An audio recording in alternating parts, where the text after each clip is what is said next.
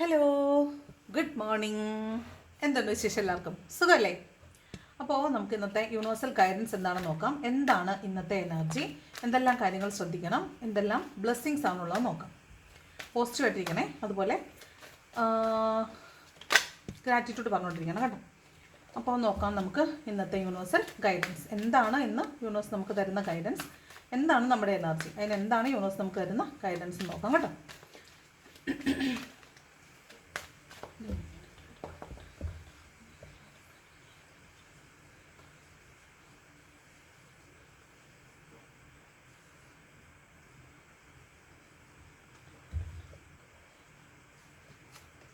First card, അയ്യോ ഇത് താഴെ വീണ കാർഡാണ്. ഞാനടുത്ത് ഷഫിൾ ചെയ്തതിന് ശേഷം ഫസ്റ്റ് കാർഡ് വന്നേക്കുന്ന ഹാങ്ഡ്മാനാണ്. അപ്പോൾ ഒരു ഇൻഡിസിഷൻ്റെ അവസ്ഥയിലേക്ക് വരും എന്നുള്ളതാണ്. അതായത് കൺഫ്യൂസ്ഡ് ആയിട്ടുള്ള ഒരു സ്റ്റേറ്റിലായിരിക്കും ചിലപ്പോൾ എഴുന്നേൽക്കുമ്പോൾ നിൽക്കുന്നത്.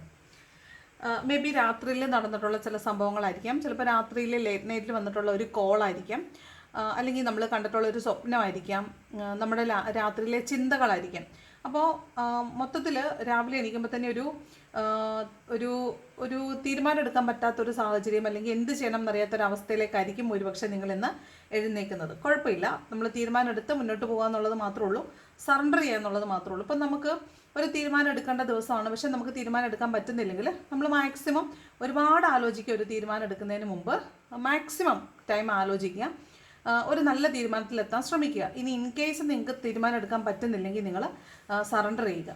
എൻ്റെ ദൈവമേ, എനിക്കിത് തീരുമാനത്തിലേക്ക് എത്താൻ പറ്റുന്നില്ല, എനിക്ക് വേണ്ടി നീ എന്താണെന്ന് വെച്ചാൽ ഒരു തീരുമാനമാക്കി തരണം എന്ന് പറഞ്ഞ് നമ്മളങ്ങ് സറണ്ടർ ചെയ്യുക. നന്നായിട്ട് പ്രാർത്ഥിക്കണം. അപ്പോൾ നമുക്ക് വേണ്ടിയിട്ട് ഒരു യൂണിവേഴ്സൽ തീരുമാനം നമുക്കുള്ളത്, അനുകൂലമായിട്ടുള്ളൊരു തീരുമാനം നമ്മളിലേക്ക് വരും എന്നുള്ളതാണ് ഈ ഹാങ്ഡ് മാൻ പറയുന്നത്. ചിലപ്പോൾ രാവിലെ എഴുന്നേൽക്കുമ്പോൾ തലയ്ക്കൊരു മന്ദത പോലെ തോന്നുന്നതോ തല കറക്കം തോന്നുന്നതോ ഒക്കെ ആകാൻ സാധ്യതയുണ്ട് കേട്ടോ. 7 ഓഫ് വാൺസും 5 ഓഫ് പെൻറ്റക്കിൾസും ആണ്.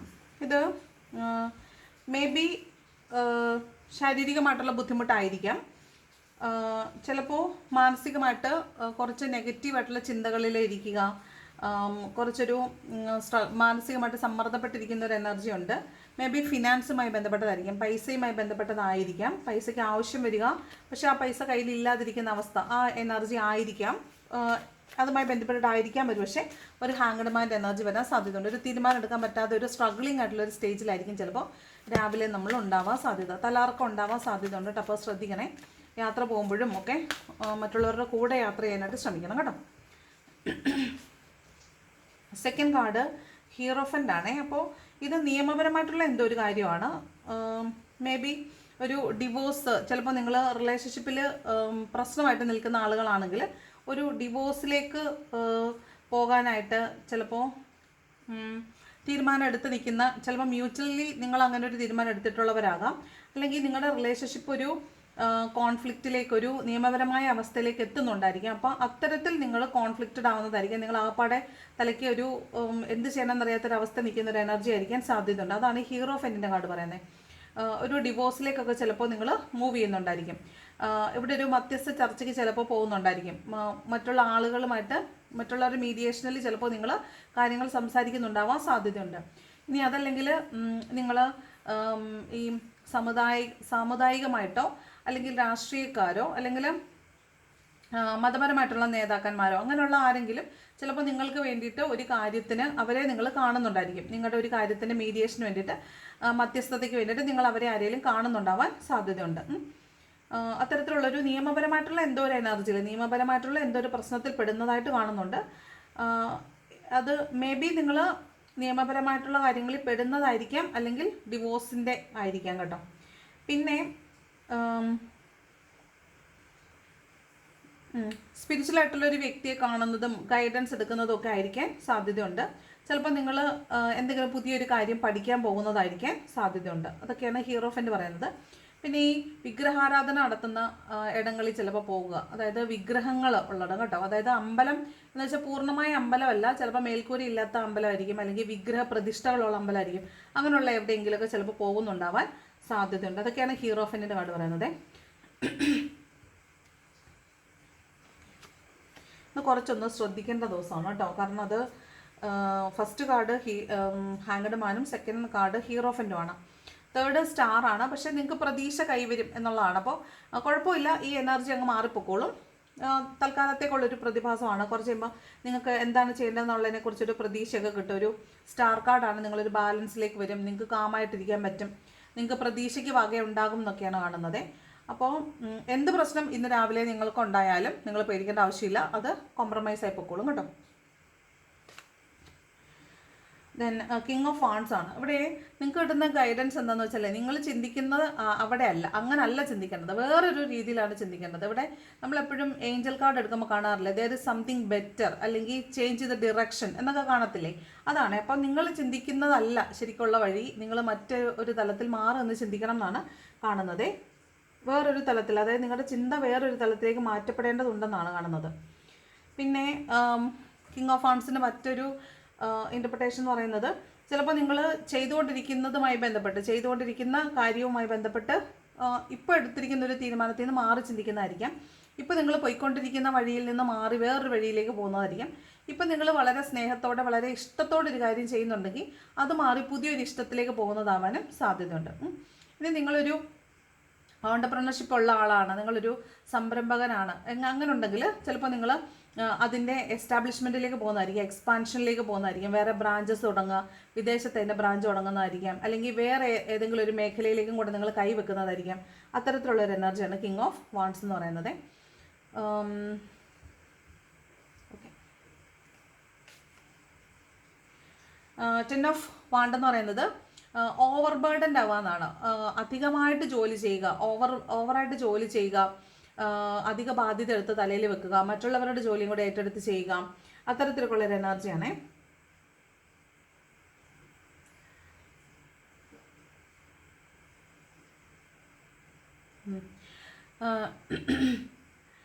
ഈ 10 ഓഫ് വാണ്ട് എന്ന് പറയുന്നതേ, അത് നമ്മളിപ്പോൾ അനുഭവിക്കേണ്ട അല്ലെങ്കിൽ നമ്മൾ കടന്നു പോകേണ്ട ഒരു മിസറബിൾ ആയിട്ടുള്ള ഒരു സിറ്റുവേഷനെ കൂടെ നമ്മൾ പോകുന്നതാണ്. അതായത് നമ്മുടെ തലയിൽ നമുക്ക് എടുക്കാൻ പറ്റുന്നതിൽ കൂടുതൽ ഭാരം നമ്മുടെ തലയിൽ ഇരിക്കുക. അപ്പോൾ നമ്മൾ എന്ത് ചെയ്യണം എന്നറിയാതെ നമ്മൾ ആകെ സ്ട്രഗിളായിട്ട് പോകത്തില്ലേ, അത്തരത്തിലുള്ള ഒരു എനർജിയാണ്.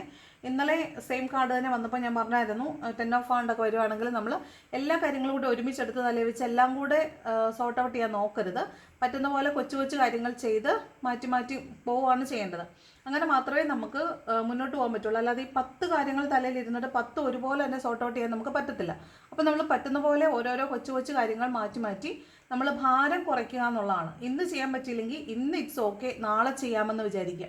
എല്ലാം കൂടെ ഒരു ദിവസം തന്നെ ചെയ്യാൻ വിചാരിക്കുമ്പോഴാണ് നമ്മൾ വളരെ ബുദ്ധിമുട്ടിലാവുന്നത്. അപ്പോൾ നിങ്ങളുടെ തലയിൽ ഭയങ്കര ഓവർ ബേർഡൻഡ് ആണെങ്കിൽ നിങ്ങൾ അത് തള്ളി വെക്കാൻ ശ്രമിക്കുക. പിന്നെ അടുത്ത ദിവസത്തേക്ക് മാറ്റി മാറ്റി അത് ചെയ്ത് തീർക്കാൻ ശ്രമിക്കുകയാണ് ചെയ്യേണ്ടത്. എല്ലാം കൂടെ ഒരുമിച്ച് ചെയ്യാൻ ശ്രമിക്കാതിരിക്കുക. ഇന്ന് കുറച്ച് അധിക ബാധ്യത ഉണ്ടാവും, അധിക ജോലി ചെയ്യുന്നുണ്ടായിരിക്കും, മറ്റുള്ളവരുടെയും കൂടെ ജോലി ഏറ്റെടുത്ത് ചെയ്യുമോ അങ്ങനെയൊക്കെ ചെയ്യുന്നുണ്ടാവും. പുതിയ കാർമിക് സിറ്റുവേഷൻസ് എടുത്ത് തലയിൽ വെക്കരുത്. മറ്റുള്ളവർ കുറ്റം പറയാൻ പോവുക, മറ്റുള്ളവരോട് ഗുസ്തിക്ക് പോവുക, അങ്ങനെ ഒന്നും ചെയ്യേണ്ട ആവശ്യമില്ല കേട്ടോ. അതാണ് 10 ഓഫ് വാണ്ട്. ഇവിടെ അത് തന്നെയാണ്, ഒരു എടുത്തുചാട്ടം, മുൻകോപം ഒക്കെയാണ്. യാത്രയുണ്ടെന്ന് കാണുന്നുണ്ട്. വളരെ നൈറ്റ് ഓഫ് സോർട്സ് ആണ്, അതായത് ഭയങ്കര എന്താണ് ഫിസിക്കൽ അഡ്മിറേഷനോട് കൂടിയുള്ള യാത്രയാണ്. യാത്ര പോകുന്നതായിട്ട് കാണുന്നുണ്ട്, ആരെങ്കിലും കാണാൻ വേണ്ടി പോകുന്നതായിരിക്കും. അതുപോലെ വേഗത്തിലുള്ള യാത്രയാണെന്ന് കാണുന്നുണ്ട്. യാത്രകൾ പോകുമ്പോൾ അധികം വേഗത ആവശ്യമില്ല. ഈ നൈറ്റ് ഓഫ് വാണ്ടും നൈറ്റ് ഓഫ് സോഡും പോകുന്ന പോലെയുള്ള യാത്ര ആവശ്യമില്ല. വേഗത കുറച്ച് വേണം യാത്ര ചെയ്യാൻ വേണ്ടിയിട്ട്. ക്വിക്കായിട്ട് ആക്ഷൻ എടുക്കണ്ട, അതായത് ആലോചിച്ച് തീരുമാനം എടുത്തതിന് ശേഷം മാത്രം യാത്ര പുറപ്പെട്ടാൽ മതി. പോകുന്ന വഴിക്കല്ല തീരുമാനം എടുക്കേണ്ടത്. എടുത്തു ചാടി ഒരു തീരുമാനം എടുക്കരുത്, മുൻകോപം കൊണ്ടും തീരുമാനം എടുക്കരുത്. ഒന്ന് ആലോചിച്ചതിന് ശേഷം മാത്രം തീരുമാനം എടുക്കുക, അതിന് ശേഷം മാത്രം യാത്ര പുറപ്പെടുക കേട്ടോ. ഇതൊരു യാത്രയുടെ കാർഡാണ്. പെട്ടെന്നൊരു തീരുമാനം എടുത്ത് പെട്ടെന്നൊരു പോക്ക് പോകുന്ന എനർജിയാണ് ഈ നൈറ്റ് ഓഫ് സോഡ് എന്ന് പറയുന്നത് കേട്ടോ. മറ്റുള്ളവരുടെ വാക്ക് കേട്ടൊക്കെ ചാടി പുറപ്പെടുക എന്നൊക്കെ പറയത്തില്ല, ആ എനർജിയാണേ. ദെൻ 4 ഓഫ് കപ്സ് നിരാശയിലാകും എന്നാണ്. ഒരു നിരാശയിലിരിക്കുന്ന എനർജിയാണ്. വിചാരിച്ച പോലെ കാര്യങ്ങൾ നടക്കാതെ വരുമ്പോൾ ഉണ്ടാകുന്നൊരു നിരാശ ഉണ്ടല്ലോ, ആ നിരാശയാണ് 4 ഓഫ് കപ്സ്. ചിലപ്പോൾ നിങ്ങൾക്കൊരു കാര്യം കിട്ടുമ്പോൾ നമുക്കത് വേണ്ട എന്നുള്ള എനർജിയാണ്. മടുപ്പാണ്, അല്ലെങ്കിൽ നമുക്കത് വേണ്ട എന്നുള്ള എനർജിയാണ് ഈ 4 ഓഫ് കപ്സ് എന്ന് പറയുന്നത്. മടുപ്പ് തോന്നുക, ഡിസപ്പോയിൻമെൻറ്റ് തോന്നുക, വേണ്ടായിരുന്നെന്ന് തോന്നുക, അല്ലെങ്കിൽ പുതിയ എന്തെങ്കിലും കാര്യം കിട്ടിയാൽ പോലും പഴയ കാര്യങ്ങളിൽ ഓർത്തിട്ട് അതുമായിട്ട് താരതമ്യം ചെയ്തിട്ട് പഴയതായിരുന്നു നല്ലത്, ഇത് എന്നതിന് കൊള്ളാം എന്ന് വിചാരിച്ചൊക്കെ നമ്മൾ വേണ്ടെന്ന് വെക്കത്തില്ലേ. ഇപ്പോൾ പഴയ ഒരു ജോലി നമ്മൾ ആസ്വദിച്ച് ചെയ്ത് വരുമ്പോഴാണ് ആ ജോലി പോകുന്നത്, പുതിയൊരു ജോലി കിട്ടുന്നു. അപ്പോൾ നമ്മൾ എന്ത് ചെയ്യും, പുതിയ ജോലിനെ പഴയ ജോലിയായിട്ട് താരതമ്യം ചെയ്യുമ്പോൾ നമുക്ക് ഇഷ്ടപ്പെടത്തില്ല. അപ്പോൾ നമുക്ക് ഭയങ്കര മടുപ്പ് ഫീൽ ചെയ്യും. ആ ഒരു മടുപ്പ് ഫീലാണ് 4 ഓഫ് കപ്സ്. അപ്പോൾ എന്തോ ഒരു ആഗ്രഹചര്യം നടക്കാതെ വരുമ്പോൾ ഉണ്ടാകുന്ന ഒരു മടുപ്പ് ഫീൽ ചെയ്യാൻ സാധ്യതയുണ്ട്. വീണ്ടും 6 ഓഫ് സോഡ് യാത്രയുടെ കാർഡാണ്. ഇതും ഈ പറഞ്ഞ പോലെ ഒരു മിസറബിൾ ആയിട്ടുള്ള യാത്രയാണ് കേട്ടോ. ചിലപ്പോൾ നിങ്ങൾ എന്താണ് റീലൊക്കേറ്റ് ചെയ്യുന്നുണ്ടായിരിക്കും. നിങ്ങൾ താമസിക്കുന്ന സ്ഥലത്ത് നിന്ന് എല്ലാം കെട്ടും ഒക്കെ പെറുക്കിക്കൊണ്ട് അടുത്ത സ്ഥലത്തേക്ക് പോകാന്നുള്ളതാണ്. ഇത് കെട്ടും പെറുക്കിക്കൊണ്ട് പോകാന്ന് പറഞ്ഞാലേ ഫാമിലി ആയിട്ടാണ് പോകുന്നത്. എല്ലാ ദുരിതങ്ങളും എടുത്തുകൊണ്ടാണ് പോകുന്നത്. അതായത് വളരെ കൂളായിട്ട് നമ്മൾ ഹാപ്പി ആയിട്ട് പോകുന്ന ഒരു യാത്രയായിട്ടല്ല ഇത് കാണുന്നത്. ചിലപ്പോൾ നമ്മൾ മൂവ് ചെയ്യുന്നു, നമ്മൾ നിൽക്കുന്നിടത്ത് നിന്ന് മൂവ് ചെയ്യുന്നതാണ്. ചിലപ്പോൾ ജോലി സ്ഥലത്തെ ബുദ്ധിമുട്ട് കൊണ്ട് മാറിപ്പോകുന്നതായിരിക്കാം. നിൽക്കുന്ന സ്ഥലത്ത് താമസിക്കുന്ന സ്ഥലത്ത് എന്തെങ്കിലും പ്രശ്നം വന്നിട്ട് മാറിപ്പോകുന്നതായിരിക്കാം. ഇതെല്ലാം നമ്മൾ നിൽക്കുന്നിടത്ത് നിന്ന് എല്ലാം വാരിപ്പെറുക്കി വേറൊരിടത്തേക്ക് പോകുന്ന ഒരു എനർജിയാണ്, റീലൊക്കേറ്റ് ചെയ്യുന്ന ഒരു എനർജിയാണ് കേട്ടോ ഈ 6 ഓഫ് സോഡ് എന്ന് പറയുന്നത്. അപ്പോൾ ഒരു യാത്രയുണ്ട്, നമുക്ക് കിട്ടിയതും കയ്യിലുള്ളതും എല്ലാം കൂടെ എടുത്തുകൊണ്ട് നമ്മൾ സമാധാനമുള്ളവരിടം തേടി പോകുന്ന ഒരു എനർജിയാണ് 6 ഓഫ് സോഡ് എന്ന് പറയുന്നത്. ഇതിപ്പോൾ റിലേഷൻഷിപ്പിലൊക്കെ ഉള്ള ആളുകളാണെങ്കിൽ ഒരു റിലേഷൻഷിപ്പിൽ ഒരു ബ്രേക്കപ്പ് വരുന്നതോ അത് ഒരാൾ റിലേഷൻഷിപ്പിൽ നിന്ന് മൂവ് ഓൺ ചെയ്ത് പോകുന്ന പോലെയൊക്കെ ഒരു എനർജി ഉണ്ട്. അപ്പോൾ ഇതൊക്കെ ഒന്ന് സൂക്ഷിച്ച്, അതായത് നമ്മൾ പറയുന്ന വാക്കുകൾ സൂക്ഷിച്ച് പറയണം. ഇല്ലെന്നുണ്ടെങ്കിൽ ചിലപ്പോൾ വാക്കുകളിൽ തട്ടിയൊക്കെ ചിലപ്പോൾ ബന്ധങ്ങൾ മുറിഞ്ഞു പോകാൻ സാധ്യതയുണ്ട്. അപ്പോൾ അത്തരത്തിൽ പറഞ്ഞു പോവുക, പറഞ്ഞതിന് ശേഷം പറയേണ്ടായിരുന്നെന്ന് തോന്നുക, അങ്ങനെ ബന്ധങ്ങൾ അകന്നു പോവുക, അങ്ങനെയൊക്കെയുള്ള കാര്യങ്ങൾ സംഭവിക്കാം. അങ്ങനെ സംഭവിക്കാതിരിക്കാൻ ശ്രമിക്കണം. അപ്പം നമ്മൾ ശ്രദ്ധിച്ച് സംസാരിക്കുക, എടുത്തു ചാടി ഒന്നും ചെയ്യരുത്, മറ്റുള്ളവരുടെ വാക്ക് കേട്ടൊന്നും പ്രവർത്തിക്കാൻ പോകരുത്. ഒരു തീരുമാനം ഉണ്ടെങ്കിൽ തീരുമാനം മുന്നേ എടുത്ത് ആലോചിച്ചതിന് ശേഷം മാത്രം അതിന് വേണ്ടിയിട്ട് പുറപ്പെടണം. ജഡ്ജ്മെൻറ്റ് ഇത് പറഞ്ഞ പോലെ നമ്മൾ എന്ത് ചെയ്യണം എന്നറിയാതെ അങ്ങനെ കുഴങ്ങി നിൽക്കുന്ന ഒരു എനർജിയാണ്. അതുപോലെ നമ്മൾ ജഡ്ജ്മെൻറ്റ് ചെയ്യപ്പെടുന്നുണ്ടായിരിക്കാം. മറ്റുള്ളവർ നമ്മളെ ജഡ്ജ്മെൻറ്റ് നമ്മൾ പറയുന്ന വാക്കുകളായിരിക്കാം, നമ്മുടെ പ്രവൃത്തിയായിരിക്കും മറ്റുള്ളവർ നമ്മളെ ജഡ്ജ് ചെയ്യുന്നതായിരിക്കാം, നമ്മൾ മറ്റുള്ളവരെ ജഡ്ജ് ചെയ്യുന്നതായിരിക്കാം. അല്ലെങ്കിൽ നമ്മളോട് തന്നെ ചോദിക്കുകയാണ്, ഇതെന്താണ് എനിക്ക് മാത്രം ഇങ്ങനെ വരുന്നത്, എന്താണ് ഞാൻ ചെയ്തിട്ട് മാത്രം ശരിയാവാത്ത, അങ്ങനെ നമ്മളൊരു സെൽഫ് ഡൗട്ടിലേക്ക് പോകുന്ന ഒരു എനർജിയും കൂടിയാണ് ഈ ജഡ്ജ്മെൻറ്റ് എന്ന് പറയുന്നത് കേട്ടോ. അപ്പം നമ്മൾ ദൈവത്തിനോടൊരു കാര്യം ജഡ്ജ്മെൻറ്റിന് വേണ്ടിയിട്ട് യാചിക്കുന്നതുകൊണ്ട്, ലാസ്റ്റ് ജഡ്ജ്മെൻറ്റിന് വേണ്ടിയിട്ട് നമ്മൾ ബെഗ് ചെയ്യുന്നതുകൊണ്ട്, അതിൻ്റെ കൂടെ നമ്മൾ തന്നെ നമ്മളെ ജഡ്ജ്മെൻറ്റ് ചെയ്യുന്നതും ഉണ്ട് കേട്ടോ. അപ്പോൾ എന്തെങ്കിലും ഒരു കാര്യം സംഭവിക്കുമ്പോൾ ഇതെന്താണ് എനിക്ക് മാത്രം ഇങ്ങനെ സംഭവിക്കുന്നത് നമ്മൾ ആലോചിക്കുന്നതാവാൻ സാധ്യതയുണ്ട്. അതുപോലെ ഇന്ന് എന്ത് ചെയ്യുമ്പോഴും ഒന്ന് സൂക്ഷിച്ച് ചെയ്യണേ. അതായത് നമ്മൾ നന്നായിട്ടൊന്ന് ജഡ്ജ്മെൻറ്റ് ചെയ്തതിന് ശേഷം മാത്രമേ നമ്മൾ ചെയ്യാൻ പാടുള്ളൂ എന്നുള്ളതാണ്. അതാണ് ഇപ്പോൾ പറഞ്ഞുകൊണ്ടിരുന്നത്. നമ്മൾ ജഡ്ജ്മെൻറ്റ് ചെയ്തിരിക്കണം. നമ്മൾ തീർച്ചയായിട്ടും നടക്കുന്ന കാര്യങ്ങളെക്കുറിച്ച് നമുക്ക് വ്യക്തമായ ധാരണ ഉണ്ടായിരിക്കണം. നമ്മൾ കൃത്യമായിട്ട് ഇതെന്താണ് സംഭവിക്കുന്നതെന്ന് മനസ്സിലാക്കിയതിന് ശേഷം മാത്രമേ അവിടെ ഒരു തീരുമാനം എടുക്കാൻ പാടുള്ളൂ. 3 ഓഫ് പെൻറ്റക്കിൾസ് ഗൈഡൻസിൻ്റെ കാർഡാണ്. ഒരു ഗൈഡൻസ് എടുക്കാൻ സാധ്യതയുണ്ട് എന്ന് കാണുന്നുണ്ട്. അതുപോലെ ജോലി സ്ഥലത്തൊക്കെ ചിലപ്പോൾ ഒരു കോൺഫ്ലിക്റ്റ് ഒക്കെ ഉണ്ടാവാനും ആളുകളായിട്ടൊരു കുറച്ചൊരു മാനസികമായിട്ടുള്ള അടുപ്പം കുറയാനും, അതായത് അങ്ങനെ വഴക്കുണ്ടാവുന്നതൊക്കെ ആവാൻ സാധ്യതയുണ്ട്. ഇവിടെ വീണ്ടും ഒരു മധ്യസ്ഥ ചർച്ചയെക്കുറിച്ചും അല്ലെങ്കിൽ നിങ്ങൾക്കെതിരെ മറ്റുള്ളവർ സംസാരിക്കുന്നതിനെക്കുറിച്ചൊക്കെ കാണുന്നുണ്ട് കേട്ടോ. നിങ്ങളെ കരുവാക്കാൻ മറ്റുള്ളവർ ശ്രമിക്കുന്നതായിരിക്കാം, നിങ്ങൾക്കെതിരെ ഗൂഢാലോചന നടക്കുന്നതായിരിക്കാം, വർക്ക് പ്ലേസിൽ നിങ്ങൾക്കെതിരെ പ്രശ്നം നടക്കുന്നതായിരിക്കാം, നിങ്ങൾക്കെതിരെ മറ്റുള്ളവർ സംസാരിക്കുന്നതായിരിക്കാം, വർക്ക് പ്ലേസിൽ നിങ്ങൾ ഒറ്റപ്പെടുന്നതായിരിക്കാം, ഒരു ഇമോഷണൽ ഡിറ്റാച്ച്മെൻറ്റ്, മറ്റുള്ള ആളുകളോടെല്ലാം നിങ്ങൾക്കൊരു ഇമോഷണൽ ഡിറ്റാച്ച്മെൻറ്റ് തോന്നാവാൻ സാധ്യതയുണ്ട്. ഓക്കെ, അപ്പം കുറച്ചൊന്ന് കരുതി സൂക്ഷിക്കേണ്ട ദിവസമാണ്. കുഴപ്പമില്ല എന്നാൽ പോലും നമ്മൾ ചെയ്യുന്ന പ്രവൃത്തി കൊണ്ട് അല്ലെങ്കിൽ നമ്മൾ പറയുന്നൊരു വാക്കുകൊണ്ട് നമ്മുടെ ഒരു പ്രവൃത്തി കൊണ്ട് നമ്മൾ തന്നെ സ്ട്രഗിളിൽ പെടാൻ സാധ്യതയുള്ളൊരു എനർജി പോലെയാണ് കാണുന്നത്. അപ്പോൾ അതിനനുസരിച്ച് കാര്യങ്ങൾ ശ്രദ്ധിക്കണേ. ബോട്ടം വന്നിരിക്കുന്ന 8 ഓഫ് പെൻറ്റക്കിൾസ് ആണ്. അപ്പോൾ ധാരാളം പണം വരുമെന്ന് കാണുന്നുണ്ട്. നമ്മൾ തന്നെ കൂടുതൽ ജോലിയും കൂടുതൽ പണം നേടുന്നതാണ്. അപ്പം കൂടുതൽ ജോലി ചെയ്യുക, ഒരു സ്കിൽ ഉപയോഗിച്ച് നമ്മൾ കൂടുതൽ ജോലി ചെയ്ത് കൂടുതൽ പണം നേടുക, പണം സേവ് ചെയ്യുക എന്നൊക്കെ ഉള്ളൊരു എനർജിയാണ് 8 ഓഫ് പെൻറ്റക്കിൾസ്. അപ്പോൾ നമുക്കിന്ന് പണം റീപേയ്മെൻ്റ് ഒക്കെ ഉണ്ടായിരിക്കും, EMI ചിട്ടിയോ അങ്ങനെ അടയ്ക്കാനൊക്കെ ഉണ്ടായിരിക്കും. അപ്പോൾ കിട്ടുന്ന പൈസ ഉടനെ ജോലി ചെയ്യുക, കാശ് കിട്ടുക, അതെടുത്ത് ഉടനെ പേയ്മെൻറ്റ് ചെയ്യുക, ആ ഒരു എനർജിയാണ് കേട്ടോ 8 ഓഫ് പെൻറ്റക്കിൾസ്. പണം കിട്ടും, അത് അതുപോലെ തന്നെ സ്പെൻഡും ചെയ്യുന്ന ഒരു എനർജിയാണ്. അപ്പോൾ ഇതാണ് ഇന്നത്തെ ഒരു എനർജി എന്ന് പറയുന്നത്. ഈ എനർജി നിങ്ങൾക്ക് റെസണേറ്റ് ആണെങ്കിൽ ലൈക്ക് ചെയ്യാൻ മറക്കരുത്. വീഡിയോ ഇഷ്ടപ്പെട്ടാൽ ലൈക്ക് ചെയ്യണം, ഇഷ്ടപ്പെട്ടെങ്കിൽ ഡിസ്ലൈക്ക് ചെയ്യണം, കമൻറ്റ് ചെയ്യാൻ ഇഷ്ടമുള്ള കമൻറ്റും കൂടെ ചെയ്യണം, ഹൈപ്പ് ചെയ്യാൻ മറക്കരുത്. അപ്പോൾ thank you so much for watching my video. നല്ലൊരു ദിവസം ആശംസിക്കുന്നു. മറ്റൊരു ദിവസം മറ്റൊരു വീഡിയോ കാണാം. Thank you so much.